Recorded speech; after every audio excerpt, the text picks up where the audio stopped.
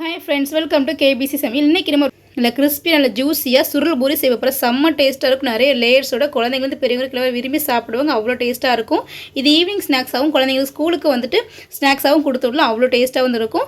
வாங்க எப்படி செய்யுதுன்னு பார்த்துடலாம். வீடியோக்குள்ளே போகிறதுக்கு முன்னாடி நம்ம சேனலை ஃபஸ்ட் டைம் நீங்கள் பார்க்குறீங்கன்னா சப்ஸ்கிரைப் பண்ணிக்கோங்க. பக்கத்தில் இருக்கிற பெல் ஐக்கானை கிளிக் பண்ணி அதில் ஆல் ஆப்ஷனும் சேவ் பண்ணி வச்சுக்கோங்க. அப்போ தான் நான் போடக்கூடிய ஒவ்வொரு வீடியோஸும் நோட்டிஃபிகேஷனாக வரும். சப்ஸ்கிரைப் பண்ண பார்க்குற புது வியூவர்ஸும் மறக்காமல் சப்ஸ்கிரைப் பண்ணி சப்போர்ட் பண்ணுங்கள். வாங்க வீடியோக்குள்ளே போகலாம்.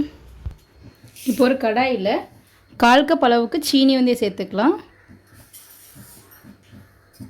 1/4 கப்புக்கு குறைவான அளவுக்கு தண்ணியும் ரொம்ப கம்மியாக சேர்த்துப்போம். ஸ்டவ்வை ஹை ஃப்ளேமில் வச்சு நல்லா கலந்து விட்டுப்போம். சீனி நல்லா கரைஞ்சி வந்து வரட்டும். ஒரு கம்மி பதம் மட்டும் வந்து வரட்டும். இப்போ சீனி நல்லா வந்து கரைஞ்சி வந்துடுச்சு பாருங்கள். இப்போ எடுத்து பார்ப்போம். இந்த மாதிரி 2 விரலுக்கு இடையிலே வச்சு நம்ம அப்படி பார்த்தோம் அப்படின்னா பாருங்கள், இந்த மாதிரி சின்ன கம்பி மாதிரி ஃபார்ம் ஆகி உடையும். இந்தளவு இருந்தாலே போதும். இப்போ வந்து ஸ்டவ் ஆஃப் பண்ணி இந்த ஒரு கம்மி பதம் வந்தால் மட்டும் போதும். இப்போது ஸ்டவ் ஆஃப் பண்ணி எடுத்து வச்சுருவோம். ஓரமாக இருக்கட்டும். இப்போ ஒரு மிக்சிங் பவுலில் ஒரு 300 கிராம் அளவுக்கு மைதா மாவு வந்து சேர்த்துக்கலாம். நீங்கள் மைதா மாவு போல் கோதுமை மாவு கூட சேர்த்துக்கலாம். கொஞ்சமாக உப்பு வந்து சேர்த்துப்போம். ரொம்ப சேர்க்க தேவையில்லை, கொஞ்சமாக இருந்தால் போதும். எல்லாத்தையும் சேர்த்து நல்லா மிக்ஸ் பண்ணிக்கலாம். கொஞ்சமாக எண்ணெய் வந்து சேர்த்துப்போம். ஒரு ஸ்பூன் அளவுக்கு எண்ணெய் சேர்த்துக்கலாம். இதில் கொஞ்சம் கொஞ்சமாக தண்ணி சேர்த்து நம்ம சப்பாத்தி மாவு பிசைகிற அளவுக்கு நல்லா சாஃப்டாக பிசைஞ்சு வந்து எடுத்துப்போம்.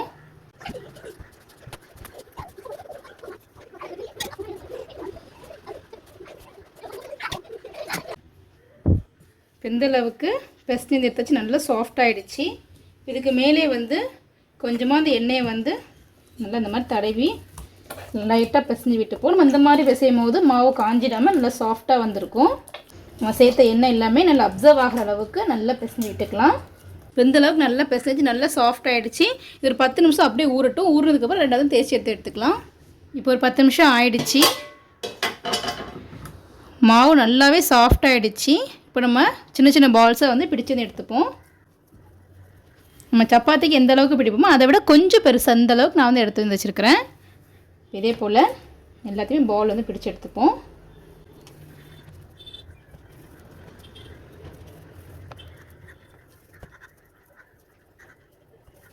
இந்த மாதிரி பால்ஸ் வந்து பிடிச்சாச்சு. இப்போ தேய்ச்சி வந்து எடுத்துக்கலாம்.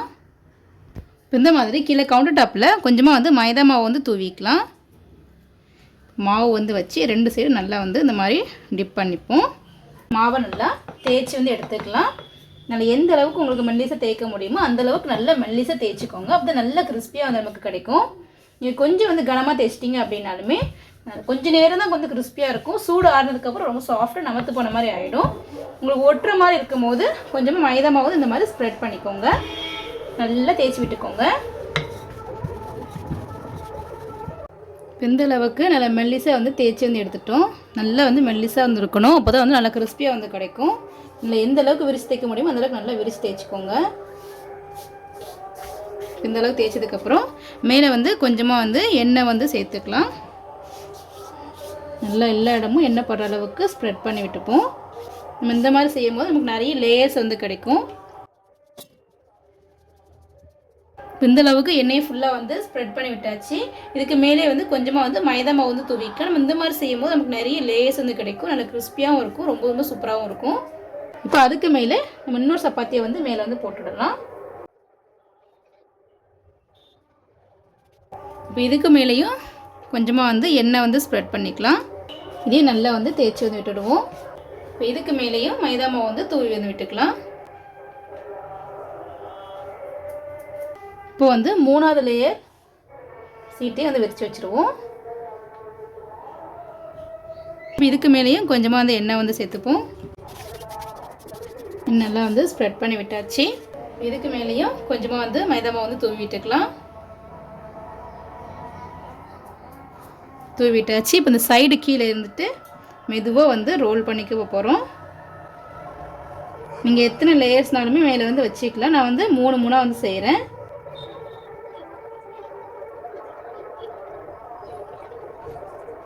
இந்தளவுக்கு 3/4 அளவுக்கு தேய்ச்சாச்சு. மேலே கொஞ்சமாக வந்து தண்ணி வந்து சைடில் வந்து தேய்ச்சிக்கலாம், நல்லா ஒட்டி பிடிக்கிறதுக்காக.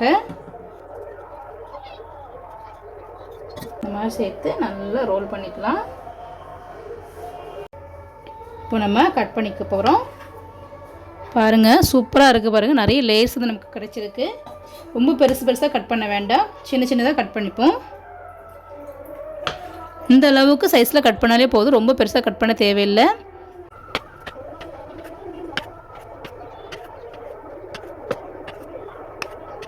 எல்லாத்தையும் இதே போல் வந்து கட் பண்ணி எடுத்தாச்சு.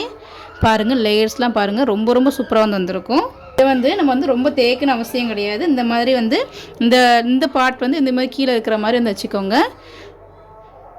நல்லா இந்த மாதிரி கைனாலே இந்த மாதிரி லைட்டாக அழுத்தி வந்து விட்டுக்கலாம். ரொம்ப தேய்க்கணும் அவசியம் இல்லை, இந்த மாதிரி கைனாலே லைட்டாக அழுத்தி விட்டுக்கலாம். இதே போல் அழுத்தி விட்டு எல்லாத்தையும் செஞ்சு வந்து எடுத்துப்போம். இந்த மாதிரி நம்ம எல்லாத்தையுமே வந்து நல்லா ப்ரெஸ் பண்ணி வச்சாச்சு. பாருங்கள் நல்லா பார்க்கறதுக்கு ரொம்ப சூப்பராக வந்துருக்கும். இந்த அளவுக்கு இருந்தாலே போதும், ரொம்ப மெல்லிஸாக வந்து இப்போ தேய்க்கணும் அவசியம் இல்லை, இந்த அளவுக்கு இருந்தாலே போதும். இப்போ நான் வந்து கடையில் வந்து எண்ணெயை வந்து சூடுபடுத்தி வச்சுருக்கேன். எண்ணெய் நல்லா ஹீட் ஆகிடுச்சு. இப்போ நம்ம போட்டு வந்து பொரிச்சு வந்து எடுத்துக்கலாம். ஆயில் நல்லா ஹீட் பண்ணிக்கோங்க, அப்போ தான் நல்லா கிறிஸ்பியாக வந்து கிடைக்கும். இல்லை ரொம்ப எண்ணெய் குடிக்கும். ஆயில் நல்லா ஹீட் பண்ணிவிட்டு ஸ்டவ் வந்து மீடியம் ஃப்ளேம்லேருந்து வச்சுக்கோங்க. உங்கள் கடையோட அகலத்தை பொறுத்து ஒரு தடவை இல்லை 2 தடவை போட்டு பொரிச்சு வந்து எடுத்துக்கோங்க. லைட்டாக வந்து ஒரு சைடு நல்லா வெந்துட்டு மெதுவாக பரட்டி போட்டுக்கலாம். 2 சைடு நல்லா பரட்டி போட்டு ஈவனாக எல்லா சைடும் நல்லா பொன்னிறமாக வர அளவுக்கு பொரிச்சு வந்து எடுத்துப்போம்.